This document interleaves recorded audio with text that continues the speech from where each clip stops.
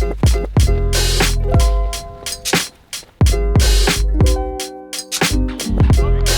done, Kate.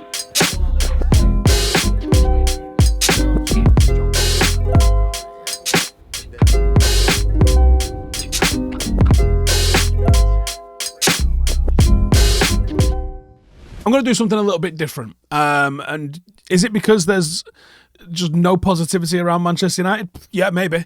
And I would like to just talk about stuff that's good in football at the moment. So while Manchester United are nothing to look at positively just yet, let's take a short break from United and let's look at world football as a whole. And today I'm going to create a World 11, looking at the very best players in the world at the moment. I'm going to do it in 4-3-3 because I think it's the most ubiquitous formation. And maybe I'll talk about the manager that I would like to see lead this 11 that we actually end up settling with. Now, I think this is going to make a massively interesting discussion, and I guarantee almost nobody is going to agree with me. And I haven't come with any outlandish sort of picks in this. At least I don't think I have, at least anyway. But there'll be some people that absolutely disagree, and that is fine. And that's what football is all about. It's all about different opinions. So I want you guys, as I'm doing mine, jot your 11 down, bang it in the comments, and let's get stuck into it. Now, let's start at the back. Goalkeepers. There's not going to be a lot of United in here, just in case anyone's wondering. And I think that's fine. Those that are in the mix, I think Emi Martinez has just won the award. I don't think he's near it, to be honest with you. I think he's a good, solid, reliable goalkeeper, but when you're talking about the best in the world, I actually don't think he's near it. And again, like a lot of these awards, people going with like massively outweighing what happens in the World Cup. Well, I'm not doing that here. I'm going for performances over the course of, say, the last 12 months or so. In terms of goalkeeper, I don't think Martinez is in there. I think you've got to look at Ederson, Alisson, and I think they're a little bit out of the way. I'm going to suggest Courtois is the goalkeeper.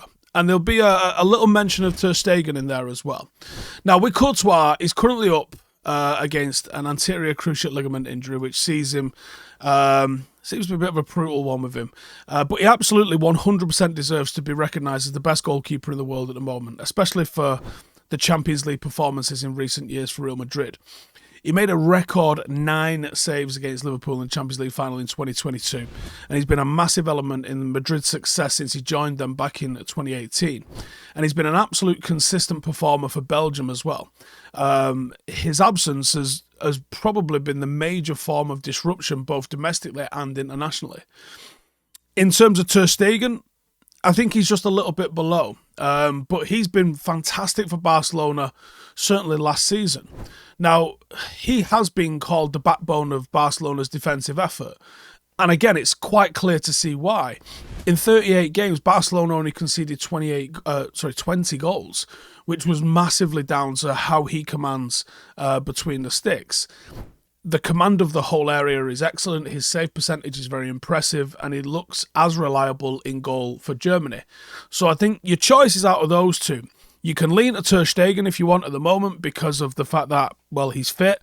Or you can go, but for the ACL, Courtois probably is the best in the world at the moment. And before we get into the rest of the positions, I wrote this out and then went, Christ, this is incredibly Premier League heavy. Now, it is the league that I watch the most. But I have tried to make a case, partially because I didn't want it to be Premier League heavy.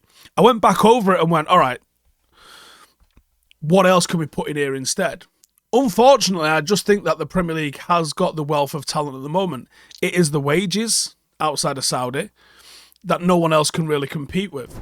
And I think the fact that you're seeing Manchester City as the European champions, and not only that, you've seen how many English teams in European finals in recent years.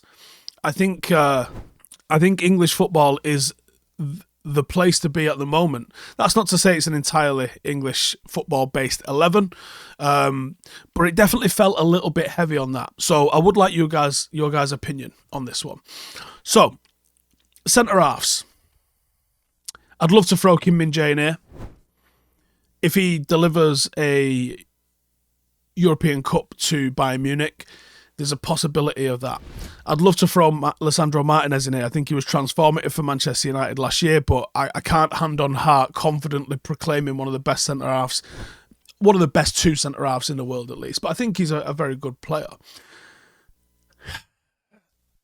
I think Gvardiol, prior to coming to Manchester City, I could have made the case for. He's not been as impressive as I thought he would be playing for Man City, although he's kind of featured as a left-back.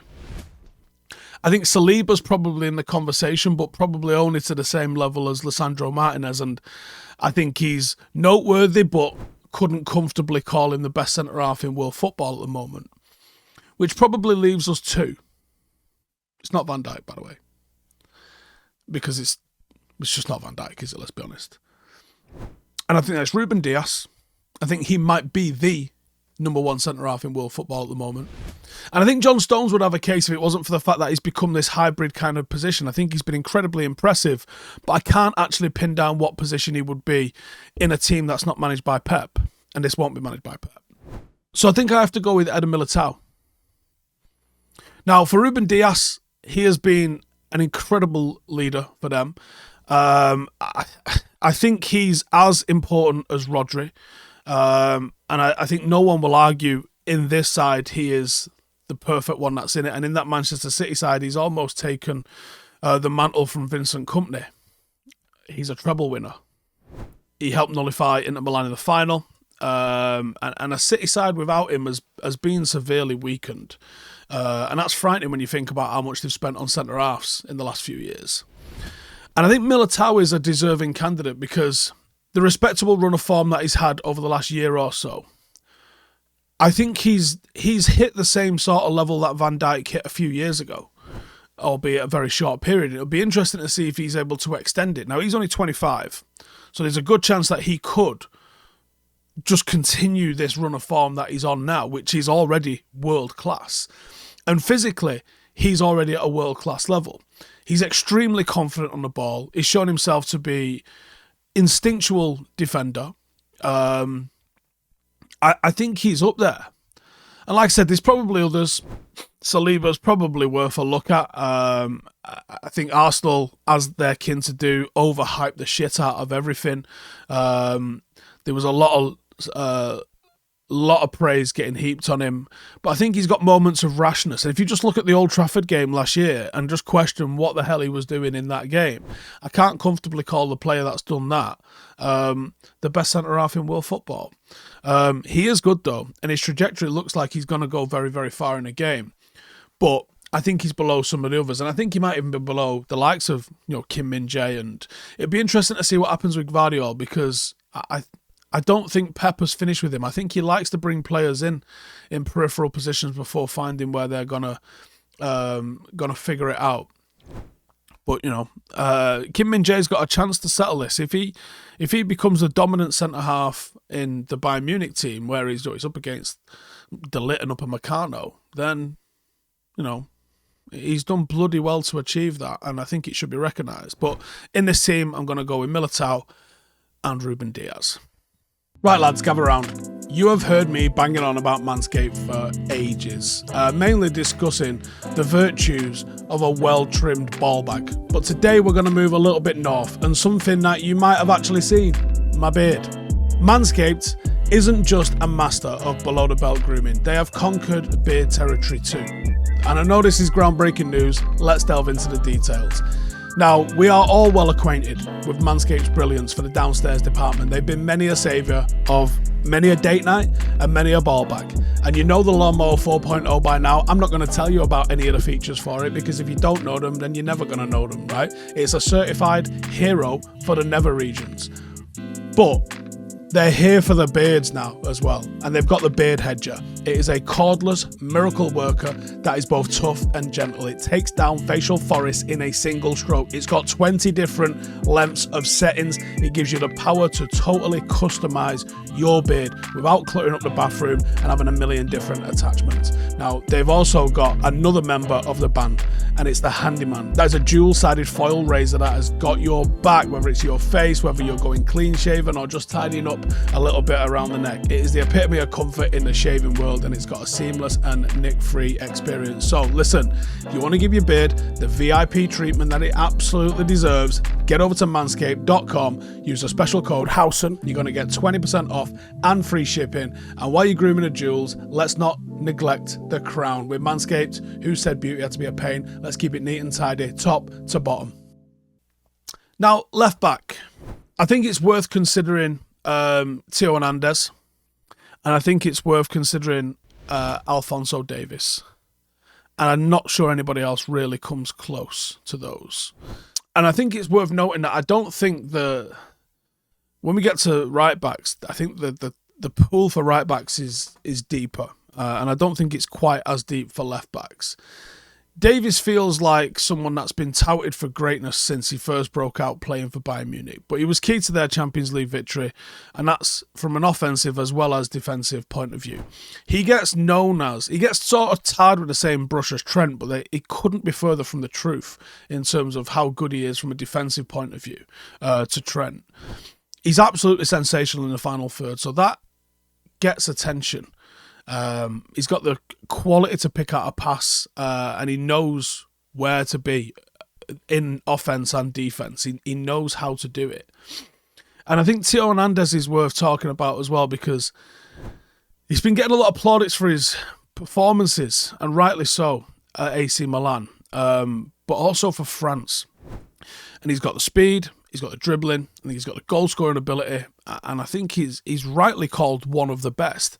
I just think there's a bit of an X factor with Alphonso Davies that probably sticks him ahead. If he was going for the slightly safer option, I think the slightly safer option probably is Theo Hernandez. And I know I'm not going to talk necessarily about the World Cup, but I did see a lot of him at the World Cup. And I think his performances at the World Cup probably elevated him a little bit higher than some other players. He was a key player in France's pursuit to the final, and I thought he was excellent. But like I said, this isn't the Ballon d'Or rankings, so we're not going to overrate what happened in the World Cup. So Alphonso Davies gets the nod in this, but it was close. It was very close. And then right back. Now, right back I think has got a deeper talent pool. And you can include the likes of Cancelo, you can include the likes of Trippier, but I think this is really between two players. I think it's Kyle Walker and Hakimi. And I don't really know how to split them, because I don't want to just fill this with City players. I think I'm going to nudge it to Hakimi, but Kyle Walker has been sensational as a right back. Sensational. And we've seen him revolutionise how City utilise their fullbacks. And even though Pep's kind of gone to this thing where he likes to now play centre-halves as fullbacks, Kyle Walker's kind of booked that trend a little bit. He stayed as a fullback that can play centre-half rather than a centre-half that can play fullback. I think it speaks volumes that Bayern Munich have been ravenously trying to hunt him down, and Harry Kane has shown that when Bayern Munich them calling, they don't often do that unless you've got the quality that they need. But I think the PSG candidate in Achraf Hakimi has done enough on the international stage, but also on the European stage. And I think if I'm picking a team on what I think has got the qualities going forward, I think the qualities that Walker possesses are the perfect sort of recycled possession things that Pep loves.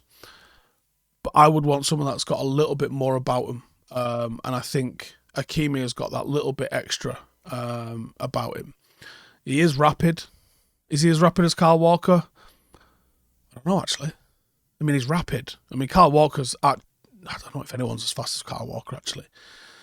But he's absolutely rapid, and he's adventurous. And I think a little bit like Alphonso Davies, he takes a bit of risk, but he does it with really good decision making. So I'm going to have to go with Hakimi on this. In defensive midfield, I can sit here and tell you the likes of Kimmich should be considered, and they should, but realistically, it's Rodri, right? Rodri has got everything that you want from a defensive midfielder at the moment. He's absolutely jacked as fuck. He has got a confidence that fucking annoys me, seeing it in a City shirt. He is the best in the world at it at the moment, right? He should be what everyone looks to be as a defensive midfielder.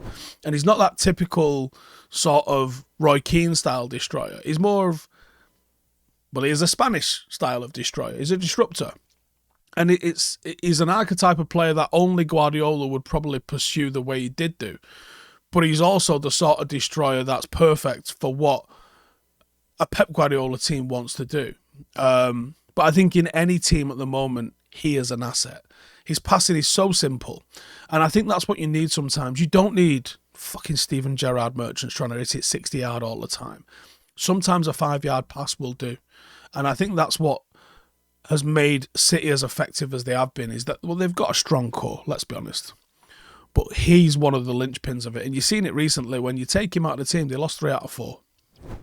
Not many people can do what Rodri can do to the level that Rodri can do it. And I think with him in the team, I think you're confident you're going to dominate the ball. And then it's a matter of how you're going to score rather than if you're going to score. Centre mids. Now,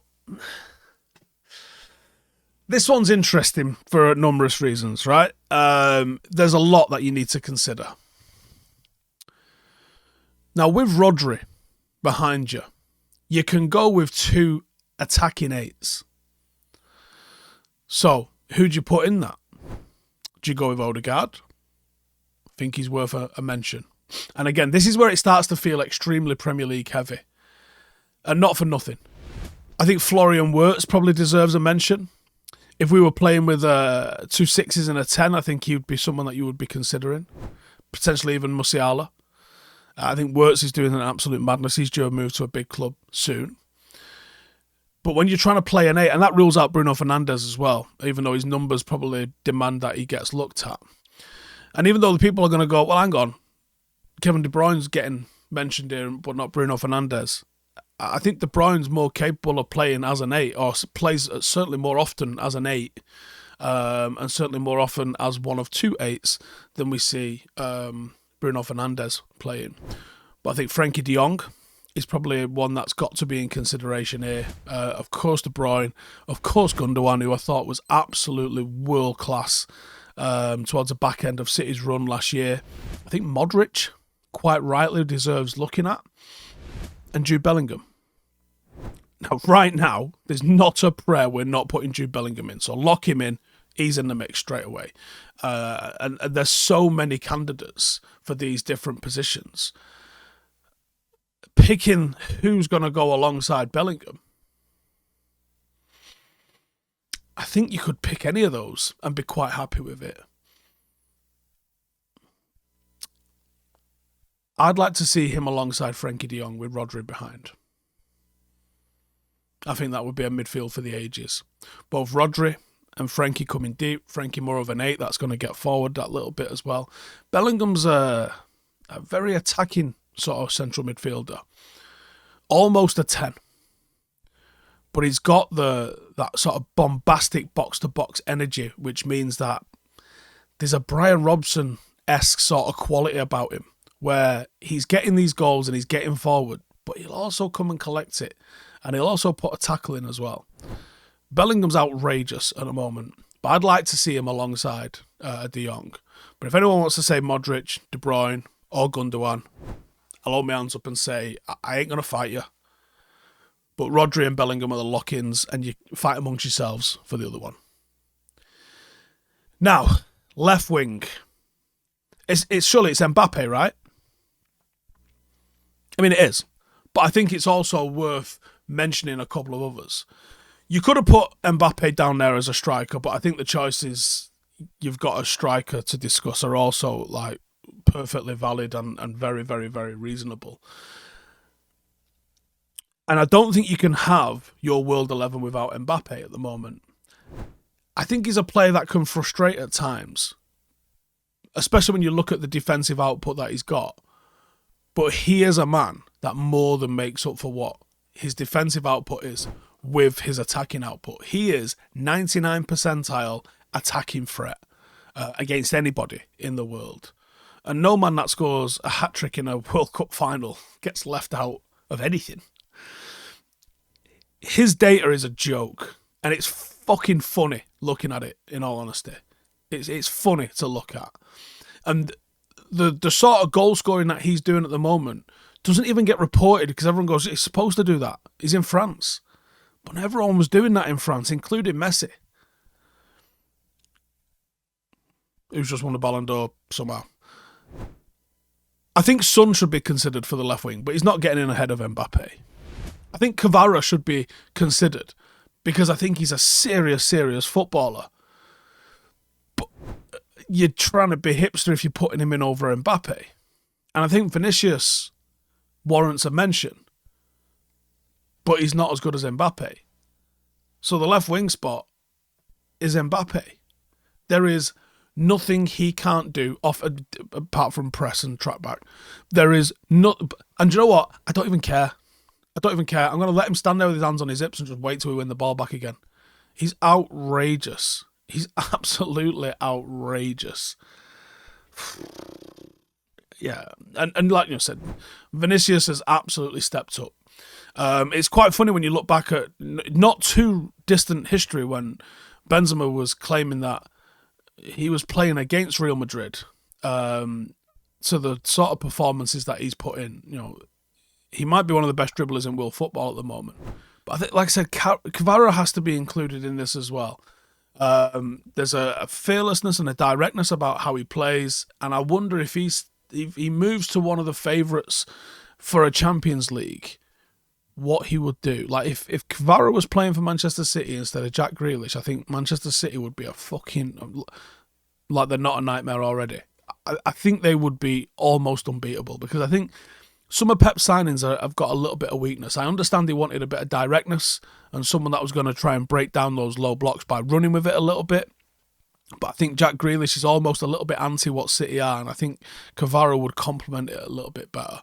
Rapid, technical, extremely good on the ball, but direct and play makes really well with it as well. He's the real deal. And I think he'd be a massive asset. Absolutely massive asset. Now on the right wing, a bit like left back, the choices for left wing are, and maybe that's because we see more left footers left back and left footers right wing nowadays, maybe. And I think you have to talk about Rodrigo, but he's not quite there yet. I think Saka looks good, but he's being absolutely overhyped to death, and he's not there yet. I think you have to talk about Messi because it's Messi and the guy has just won a Ballon d'Or and he did otherworldly things in the World Cup. He wasn't playing for a poor team. He was playing in a very strong team. That obviously all went through him. But he's essentially retired now. And I wonder, could Messi achieve right now what Salah is achieving right now in the Premier League? And I'd have to say no. And this season, Mo Salah is making a huge difference. Is it, at the time of recording, I think 8 goals, 4 assists. So it's him. He's that guy. His numbers over the last few years in a team that's been up and down, I think it's fair to say, in Liverpool, he's extremely consistent. And yes, if you want to just go and look at the FB ref sort of stats, Messi still tops all the attacking stats. He's in the 99th percentile for shot creating actions, expected assists, passes attempted, progressive passes, all that sort of stuff. I just think I'd probably lean towards Salah a little bit at the moment. And then this is where it gets very interesting now, because you've got 2 goal-scoring wingers in Mbappe and in Salah. And both of them guys are going to come in for themselves, which is where the case for Messi probably becomes valid. Lewandowski still got it. Howson has to be considered. Of course, the probable Ballon d'Or winner in Erling Haaland. And then Harry Kane. Now, Harry Kane levelled up his reputation over the last few years. I think he's definitely a must-consider in this 11. And since joining Bayern, he's absolutely shit goals. He's had an unbelievable start. I think everybody wanted him to fail. I think a lot of us would still enjoy it if Leverkusen actually won the league, wouldn't we? And Bayern stumbled. Just for the sheer hell of it, Tottenham do really well this year without him, and he doesn't win. Just because we're cruel like that, we would love it. But it's probably not going to happen. I think they'll probably end up going winning it. He's also registered more than half a dozen assists. And that is what Harry Kane brings to the table. And that is why you have to consider him ahead of Haaland. He knows where the goal is. His finishing is outrageously good. And I think he's at his best when he's bringing others into play. And when you're trying to put a team together, how is this team going to function together? Well, I actually think you're going to get a fair bit of joy through your fullbacks because they're both adventurous. That's going to provide additional forward width. You're going to have a couple of very attacking players in your midfield. You know, De Jong's probably not going to get bombing on into the final third, but Bellingham, you better believe he's going to live there. So you're looking at like defending with 4 and attacking with 6. So Harry Kane coming away from that line, getting into that kind of area a little bit where Bellingham's in there. I've got 2 wingers operating in there. Can he get on a turn and find those wingers? His link up with Summers excellent. Suggests he might be able to. But you can't rule out Erling Haaland. And I didn't really want to start because obviously he's an inevitable mention as well because he should be. His first season in English football, in fact, just the guy's entire career is an absolute statistical piss take. Could he do it in this team where actually Bellingham's coming in and scoring for himself, Salah's coming in and scoring for himself, and Mbappe's coming in and scoring for himself? What Erling Haaland offers you is freakish in-the-box finishing. His hold-up play is not amazing. His link-up play is not amazing. He is just the absolute quintessential, stick it in there and I'm putting it in the net. So does that put Harry Kane above him? Well, not necessarily, because I think Harry Kane could probably start clogging up some of the lines. I think there's going to be that much forward momentum in this team. And the fact that we're going to attack through fullbacks. Fullbacks attacking generally means crosses into the box. Generally means crosses from deep in behind the defence. I think it's Erling Haaland to round out the 11. So, this is my 11. What I currently consider the best 11 in the world. Courtois, although if he's injured, we're going to throw Ter Stegen in. Hakimi right back. Alphonso Davies left back, Ruben Diaz and Eder Militao at centre half, Rodri, Frankie de Jong and Bellingham in midfield, and Mbappe on the left, Salah on the right, Erling Haaland down the middle. Give me your 11s that you think can beat that. And who's managing it? Me. I'm not fucking joking. It's me. It's in a bit. Hey, thank you for watching the video. If you are new around these parts, then don't forget to subscribe. My channel is proudly supported by my community on Patreon. If you'd like to get a little bit of extra content, a Discord group, meetups, 5-a-side games, weekly podcasts, behind the scenes, and even an occasional bit of transfer news as and when I get it, then for the price of a pint, you can show your appreciation for the content that we make and get some goodies for doing so as well. Check the link in the description or click the button right here. You'll also find all of my socials here too if you want to follow me on any of those platforms. Nice one.